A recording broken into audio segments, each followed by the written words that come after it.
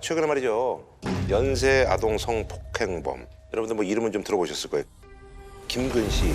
미성년자 11명을 잇따라 성폭행한 미성년자 11명을 성폭행한 혐의로 15년 동안 복역한 김근식입니다. 재범 위험성이 높게 나왔습니다. 검거돼서 징역 15년형 선고받고 지난해 10월 17일에 출소가 예정이었습니다. 이 출소한다 그러니까 사실 난리가 났죠. 의정부에 간다 그래가지고 의정부가 난리 났어요. 예. 그가 출소 후 경기 의정부시에 위치한 법무부 산하 갱생시설에 머물게 된다는 소식이 전해지면서 게다가 의정부 시장님이 또 농성, 내가 시장으로 있는 한 도저히 절대로 의정부 안에 발도 못 들이게 하겠다. 쇼킹해요.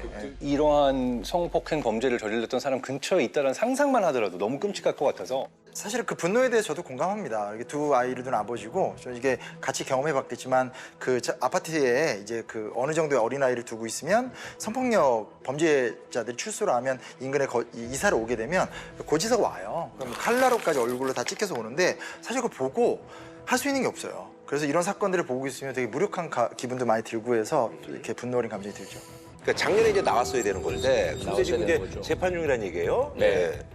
그게 왜냐면 또 다른 미성년자를 추행한 사건이 밝혀졌어요. 아하. 과거의 미제 사건이었던 이제 아동 성범죄 사건이 또 하나 밝혀지면서 지금은 다시 재판을 받고 있는 이제 그런 상황이라고 할 수 있는데 16년 전 저지른 성범죄가 드러나 다시 재판을 받게 됐습니다.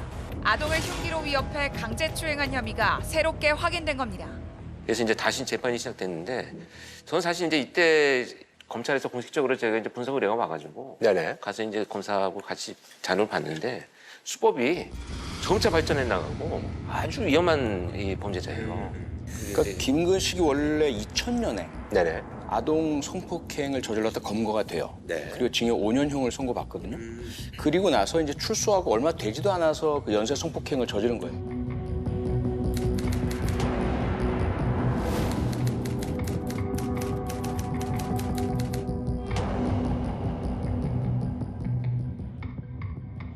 과거보다 이렇게 수법이 좀 진화된 게 뭐냐면 승합차를 사는데 자기 이름으로 등록도 하지 않고 승합차를 가지고 초등학교를 가요. 아예 그냥 작정하고 그냥 범죄. 작정하고 그 혼자 가는 여자 어린이만 보면 무거운 짐 있는데 좀 들어줄래?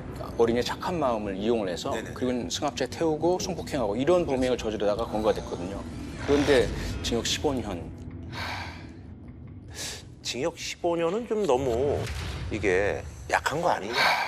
뭐 이런 얘기들이 충분히 나오죠. 나오죠. 네. 나오죠. 이게 판결문을 보니까 맨 마지막에 뭐라고 하냐면 이 김근식이 경찰에 공개 수배하니까 도망다니다가 자기 친구한테 나 경찰에 자수할까? 이랬더니 친구가 연락을 해줘서 검거가 돼요. 근데 이걸 자수로 받아들여서 감경을 해줘서 15년형을 받은 거예요. 이게 진짜 속이 천불나는 얘기인데 이게 이제 감경 사유들 이런 것들이 많이 또 해당이 돼요. 이게 이런 걸 좀 없앴으면 좋겠어요, 나는. 그래서 이제 작년에 이제 출소를 했어야 되는 건데 다른 여자가 이제 드러나면서 지금 이제 다시 어쨌든 간에 재판을 이제 받고 있는 그런 상황인데 화학적 거세가 이제 화두에 올랐습니다. 네. 오늘 검찰은 김근식에게 징역 10년형 그리고 화학적 거세를 청구했습니다.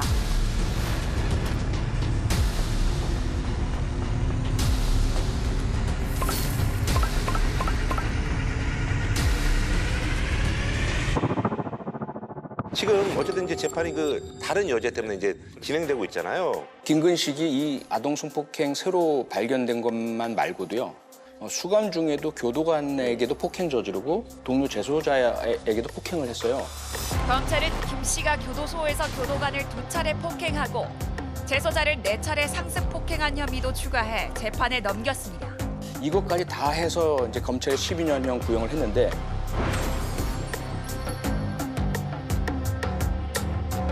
김근식은 무리한 요구를 하면서 반발하고 나섰습니다. 검찰의 화학적 거세는 도저히 받아들일 수 없다. 2006년 당시에 성범죄를 했고 어쨌든 구속된 상태이긴 했지만 7년 지금 지난 상황이잖아요.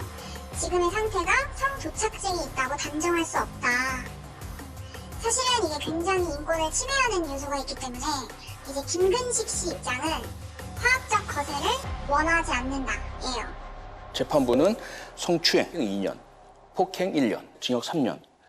검찰의 구형하고 어쨌든 재판부의 어떤 이 판결하고는 차이가 엄청 많이 나네요. 말도 안 되는 거예요. 네. 게다가 이제 화학적 거세 명령은 이제 기각 그치, 일단 화학적 것에 기각이 됐죠. 받아들이지 않았죠. 화학적 허세는 그래도 뭐 법원에서 좀 받아들였어야 되는 게 아니냐 하는 건데 기각될 이유가 없다라고 보는 게 당연히 재범이 계속 이루어져 왔었고 그동안에 이런 것들은 인정이 되는데 문제는 기각된 이유를 보니까 영구적인 영향을 초래할 약물이 필요할 만큼 현재 시점에서는 판단하기가 어렵다는 거예요. 현재 시점에서는. 그래서 이게 무슨 말인지 저는 이해가 잘 안 가는데 제가 볼 때는 결국은 이 단정하기 어렵다라고 하는 이것이 너무 범죄자의 입장에서만 진행된 그런 판결이지 않나 하는 이제 아쉬움이 있죠. 그러니까 재판부 입장에서는 이제 어쨌든 간에 미래에 일어나지도 않을 일인데 그렇게 하는 것 자체가 아니다라고 이제 판단한 거죠. 그 부분이 이제 그 법조인 혹은 재판부하고 뭐 저희들 범죄 관련해서 일하는 사람들하고 이제 많이 생각이 다른 부분이에요. 그 미래에 발생할 수 있는 위험을 방지하기 위한 건데 자꾸 재판부에서는 과거에 발생한 그 범죄에 대해서 이미 다 형벌이 이루어졌지 않느냐. 그러므로 추가적으로 이러한 조치를 내리는 거는 인권 침해다 이런 시각을 가지고 있단 말이죠. 김근식 판결이 이제 3년에 이제 확정거세를 하지 말라고. 이거에 대한 어떤 그 검찰의 입장은 항소죠. 당연히 항소고요. 양형부당 너무 형량이 낮다. 그때 또 하나는 화학적 거세 명령을 왜 기각하셨느냐. 이거 부과해달라. 이 두 가지 이유로 항소를 했고요. 피고인 측도 또 항소했습니다. 피고인 측은 징역 3년형 너무 무겁다. 네, 또 양형부당. 항소 좀 봐야 될 것 같아요.